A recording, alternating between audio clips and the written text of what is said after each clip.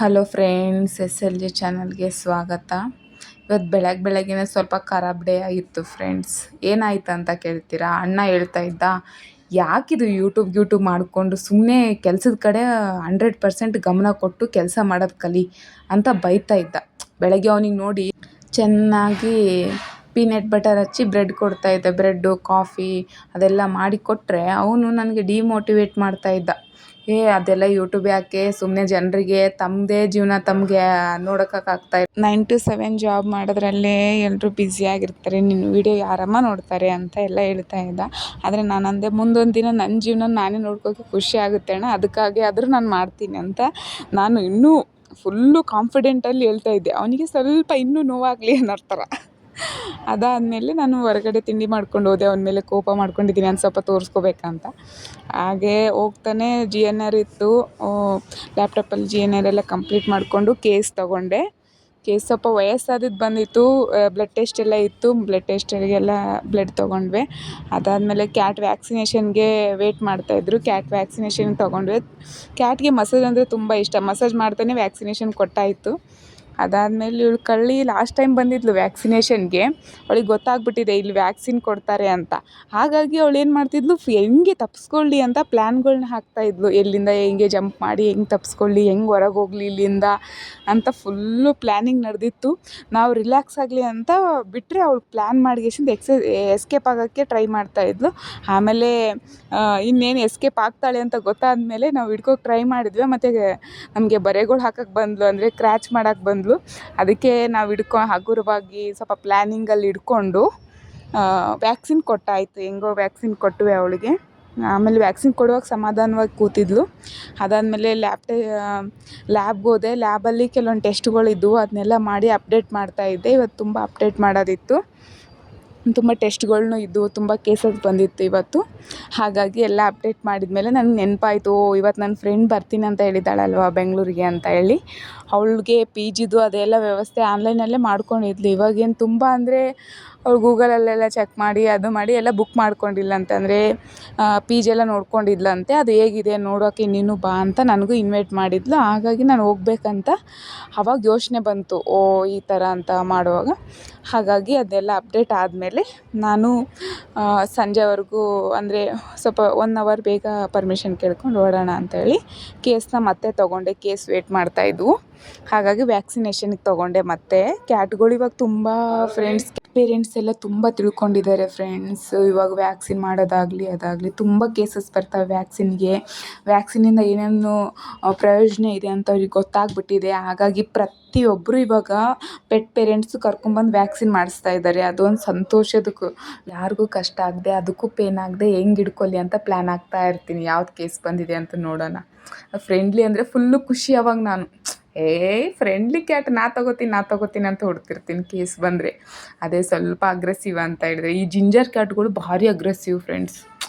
ಭಾರಿ ಈ ಜಿಂಜರ್ ಕ್ಯಾಟ್ಗಳಿಂದ ಚಿರತೆ ಬೇರೆಯಲ್ಲ, ಅದು ಬೇರೆಯಲ್ಲ, ಹಂಗೆ ಜಂಪ್ ಮಾಡ್ತವೆ, ಹಂಗೆ ಕಚ್ತವೆ, ಹಂಗೆ ಕ್ರ್ಯಾಚ್ ಮಾಡ್ತವೆ. ಇವು ಬಂದರೆ ಎಲ್ಲ ತಪ್ಪಿಸ್ಕೋಕೆ ಟ್ರೈ ಮಾಡ್ತಿದ್ದೆ. ಇವಾಗ ಎಕ್ಸ್ಪರ್ಟ್ ಆಗಿದ್ದೀನಿ ಫ್ರೆಂಡ್ಸ್. ಹಾಗೆ ಅದಾದಮೇಲೆ ನನಗೆ ಗೋಲ್ಡನ್ ರೆಟ್ರಿವರ್ ಬಂದರೆ ತುಂಬ ಖುಷಿ ಫ್ರೆಂಡ್ಸ್. ಗೋಲ್ಡನ್ ರೆಟ್ರಿವರು, ಲ್ಯಾಬು ಬಂದರೆ, ಯಾಕಂತಂದರೆ ಅವು ತಿನ್ನೋಕೆ ಕೊಟ್ಬಿಟ್ರೆ ಸಾಕು, ಗೊತ್ತೇ ಆಗೋಲ್ಲ ಅವಕ್ಕೆ ಏನು ಮಾಡ್ತಾಯಿದ್ದೀವಿ ಅಂತ. ತುಂಬ ಪಾಪುದು ಫ್ರೆಂಡ್ಸ್.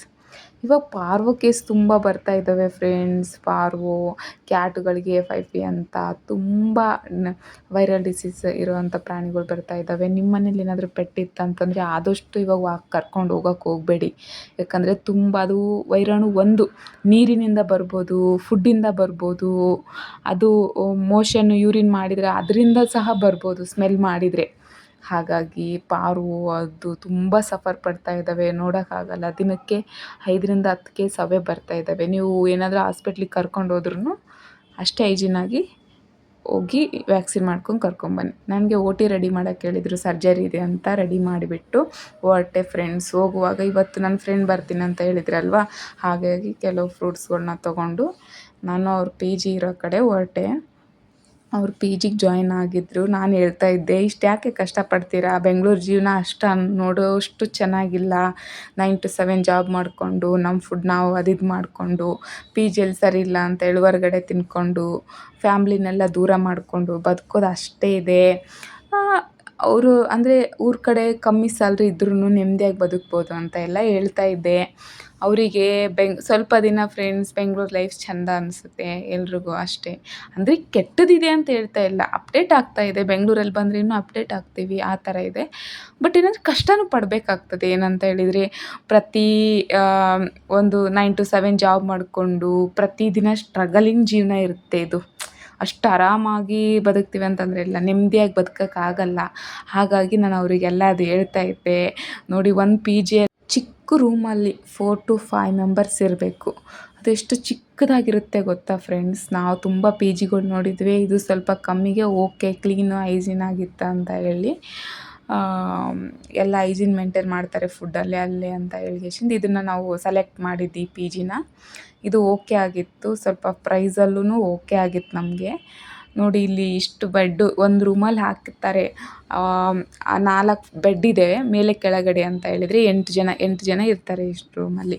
ಅಷ್ಟು ಅಂದರೆ ಬೆಂಗಳೂರು ಅಪ್ಡೇಟ್ ಆಗ್ತೀವಿ ಬೇಗ, ಮತ್ತು ಓಡೋರ ಜೊತೆ ನಾವು ಓಡ್ತಾನೆ ಇರ್ತೀವಿ, ಎಲ್ಲೂ ನಿಲ್ಲಲ್ಲ ಅಂತ ಹೇಳಿದರೆ. ಆದರೆ ಹಳ್ಳಿಯಲ್ಲಿ ಸಿಗೋಷ್ಟು ನೆಮ್ಮದಿ ಏನಿರಲ್ಲ ಫ್ರೆಂಡ್ಸ್. ಹಾಗೆ ಬೆಂಗಳೂರಲ್ಲಿದ್ದೀನಿ ಅಂತ ಬೆಂಗಳೂರಿಗೇನು ಬೈತಾ ಇಲ್ಲ. ಬೆಂಗಳೂರಲ್ಲಿ ಒಂದು ಏನೋ ಆಗ್ತೀವಿ ಅನ್ನೋ ಹುಮ್ಮಸ್ಸಿಂದ ಏನೋ ಒಂದು ಮಾಡಬೇಕು ಅನ್ನೋ ಹುಮ್ಮಸ್ಸು ಬರುತ್ತೆ. ಮತ್ತು ದಿನ ಆ್ಯಕ್ಟಿವ್ ಆಗಿರ್ತೀವಿ, ಲೇಜಿನೆಸ್ ಇರಲ್ಲ, ಏನೂ ಇರಲ್ಲ. ಕಷ್ಟಪಟ್ರೇ ಅಲ್ವಾ ಫ್ರೆಂಡ್ಸ್ ಒಂದಲ್ಲ ಒಂದಿನ ಒಂದು ಉತ್ತಮ ಸ್ಥಾನಕ್ಕೆ ಹೋಗೋದು. ಹಾಗಾಗಿ ಕಷ್ಟಪಡಬೇಕು.